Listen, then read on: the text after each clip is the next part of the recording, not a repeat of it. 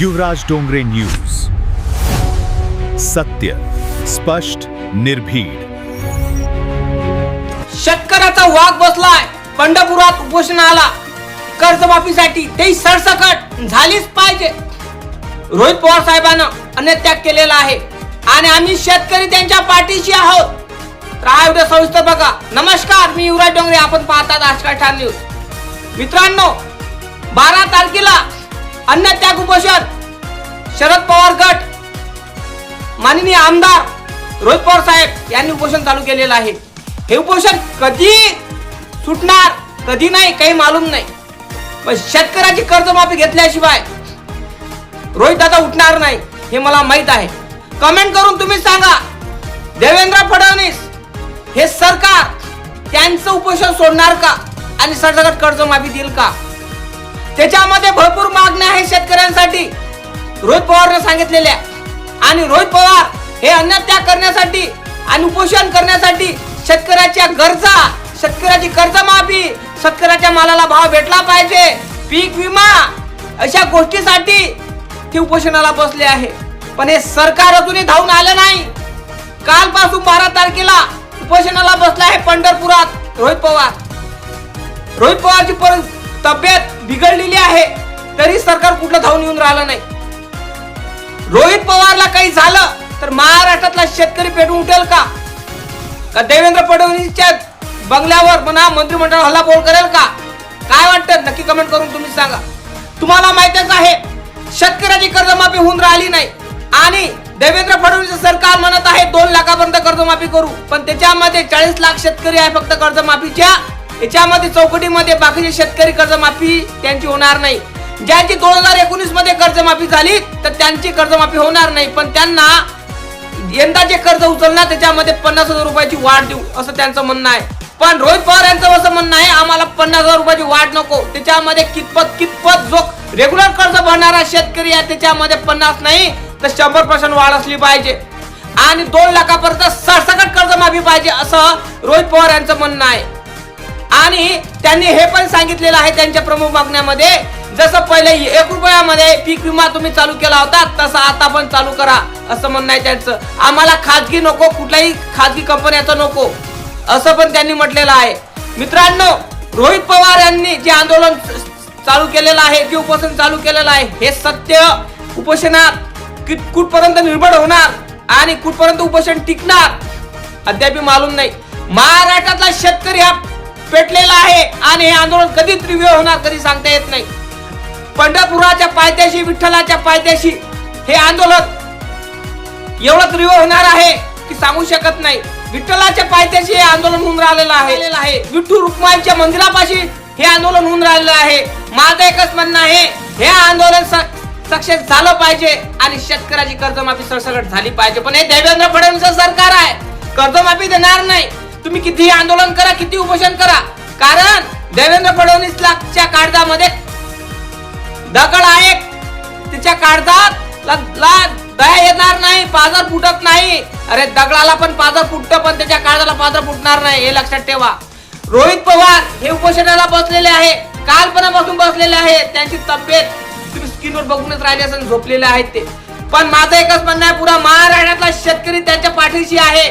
आणि रोहित पवार साहेब, तुमच्या जीवेला काही हानी झाली तर महाराष्ट्रातला शेतकरी हा पेटून उठल्याशिवाय राहणार नाही.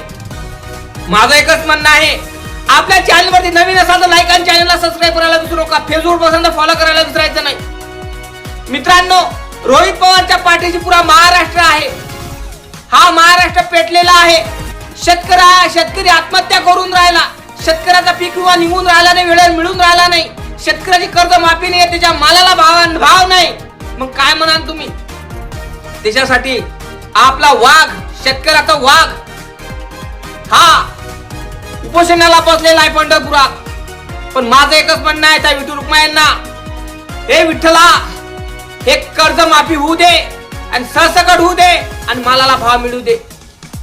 कारण शेतकऱ्याच्या मनामध्ये प्रेम, भाव, आदर, सन्मान तुझ्या प्रति लय आहे.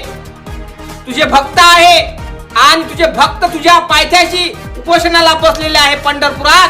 तर त्या कारणामुळे हे विठ्ठला, हे माता रुक्मिणी, आशीर्वाद दे की उपोषण हे टिकलं पाहिजे आणि आमच्या शेतकऱ्याला सरसकट कर्जमाफी मिळाली पाहिजे, हे माझं मत आहे. आणि देवेंद्र फडणवीस सरकार म्हणते की आम्ही सरसकट कर्जमाफी देऊ शकत नाही, कारण 2019 मध्ये ज्याचं कर्जमाफी झालं त्याची ह्या 2026 मध्ये कर्जमाफी होणार नाही, असं देवेंद्र फडणवीस सरकारचं मत आहे. पण रोहित पवार तरीही निर्भड आहे, सत्य मनाने आणि पब्लिकचं प्रेम, शेतकऱ्याचं प्रेमाने हे पंढरपुरात अन्नत्याग उपोषणाला बसलेले आहे. अन्नत्याग उपोषण हे त्यागलंय त्यांनी. आणि तुम्हाला सांगू इच्छितो की शेतकरी हा पुरा पाठीशी आहे रोहित पवारच्या, आणि रोहित पवारच्या पाठीशी राहणारच आहे, कारण शेतकऱ्यासाठी लढणारा व्यक्ती एकच होऊन गेला, आता तो उपोषण करून राहिला. ही कर्जमाफीसाठी, सरसकट कर्जमाफीसाठी, मालाला भावासाठी, 1 रुपयामध्ये पीक विमा काढा याच्यासाठी. आम्हाला 50,000 रुपये नको, आम्ही 50,000च्या लायकीचे नाही आहे. आम्ही सरसकट, आम्ही दरवर्षी आम्ही कर्ज नियमित भरतो घेतलेलं, ते कर्ज त्याचा न्याय देण्यासाठी तुम्ही काय फक्त 50,000 रुपयाची भीक देऊन राहिले काय? अरे ते आजच नाही, 1 ते 2 लाख रुपये द्या, असं रोहित पवार साहेबांचं म्हणणं आहे. आणि महाराष्ट्रातला शेतकरी हा गरजून पेटला ना, तर रस्ता उतरला ना, तुमचे खाचे वांदे होणार. रोहित पवार यांना काही झालं पाहिजे नाही, हे माझं मत आहे. पुरा महाराष्ट्र एकोपा झाला पाहिजे, महाराष्ट्र पुरा हा एकीकरण केलं पाहिजे, महाराष्ट्र हा रोहित पवारच्या पाठीशी असला पाहिजे, माझं मत आहे. कारण रोहित पवारच्या पाठीशी राहिला तेव्हाच आपण काहीतरी करू शकतो. आपल्या शेतकऱ्याचा कर्जमाफी होऊ शकते, मालाला भाव भेटू शकते, 1 रुपयामध्ये पीक विमा निघू शकतो, तुम्हाला माहितच नाही. आणि रोहित पवार यांचं म्हणणं एकच आहे की पेरणीच्या अगोदर सगळ्यांच्या अकाउंटला पैसे आले पाहिजे, असं त्यांचं म्हणणं आहे. पेरण्याच्या अगोदर, शेती पेराच्या अगोदर सगळ्याच्या अकाउंटला पैसे आले पाहिजे, असं त्यांचं म्हणणं आहे. मग विचार करा. पण हे होणार नाही, कारण जे पीक विमे काढले, आपला अजून 1 रुपयाचा पीक विमा काढला, भेटला का पीक विमा? नाही भेटला. हे ढोकसला पण आहे, दुसरा काहीच नाही. आणि त्यांनी म्हटलं जसं तुम्ही 1 रुपयामध्ये पीक विमा काढला होता तसं आता पण ते चालू ठेवा, असं रोहित पवार यांचं म्हणणं आहे. काय वाटतं तुम्हाला, हे जे रोहित पवारचं जे उपोषण आहे सक्सेस होणार का? एक राजकारण आहे का, राजकारण खेळत आहे रोहित पवार? काय वाटतं, का शेतकऱ्याला घेऊन खेळत आहे का? काय वाटतं नक्की कमेंट करून तुम्ही सांगा. खरंच देवेंद्र फडणवीस सरसकट कर्जमाफी करणार का? कमेंट करून सांगा. लाईक करा, चॅनलला सबस्क्राईब करायला विसरू नका. जय हिंद, जय शिवराय, जय जिजाऊ, जय रमाई.